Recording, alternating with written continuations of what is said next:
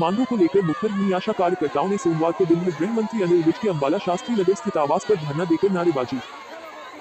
हालांकि रात करीब 8 बजे गृह मंत्री अनिल विज से अंबाला पहुंचने पर आशा वर्कर एसोसिएशन के प्रतिनिधि मंडल के साथ मुलाकात संभव हुई। विज से आश्वासन मिलने के बाद संतुष्ट आशा वर्करों ने अपना धरना समाप्त किया।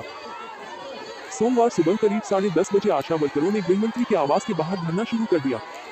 इस दौरान उन्होंने जमकर नारेबाजी की। आशा वर्कर एसोसिएशन गृह मंत्री विज से मुलाकात के बाद भी यहां से धरना उठाने का इरादा बनाकर आए थे। अंधेरा पसर जाने के बावजूद आशा वर्करों ने यहां से मोर्चा नहीं छोड़ा और रात को भी यही दरी बिछाई रखने का फैसला लिया।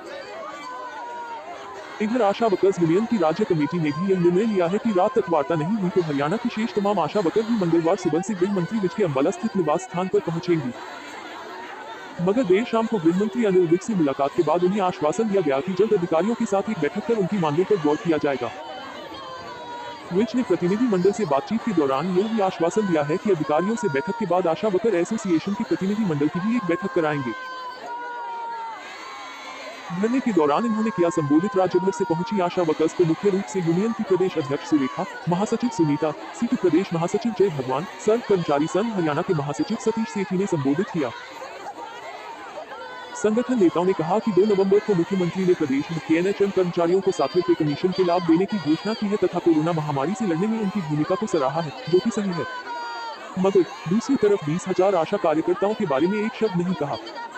उन्होंने कहा कि आशा कार्यकर्ता हरियाणा सरकार के ऐसे व्यवहार को किसी भी रूप में बर्दाश्त नहीं करेगी। सरकार एक तरफ बेटी बचाओ बेटी पढ़ाओ के नारे बुलंद करती है और देश और प्रदेश की सेवा करने वाली 20,000 बेटियों के मानदेयों में कटौती करती है। इन मांगों पर फंसा है पेंच। लगातार महंगाई बढ़ती जा रही है और आशा वर्कर के कार्य भी लगातार विभाग द्वारा बढ़ाए जा रहे हैं।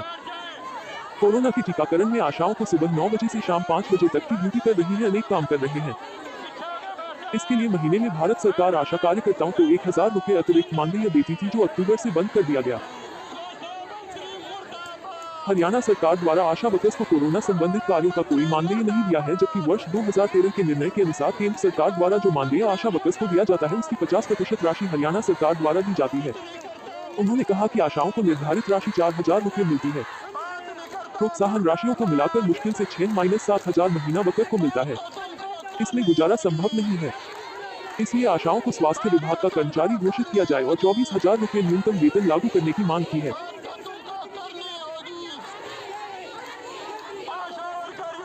इसलिए नहीं हुई थी दिन भर मुलाकात। आशा वर्कर एसोसिएशन का आरोप था कि गृह मंत्री अनिल विज से उनकी मुलाकात नहीं कराई जा रही।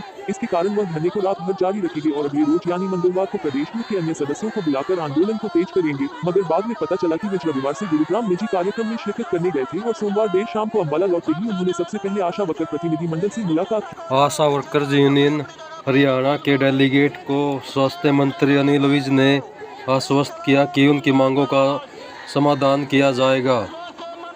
डेलीगेट्स ने भी आश्वासन मिलने के बाद कल धरना समाप्त कर दिया और अगर एक हफ्ते के अंदर आशा वर्करों का समाधान नहीं हुआ तो 17 तारीख को फिर आशा वर्कर एक बार दोबारा अंबाला में 17 तारीख को महापड़ाव डालेंगी।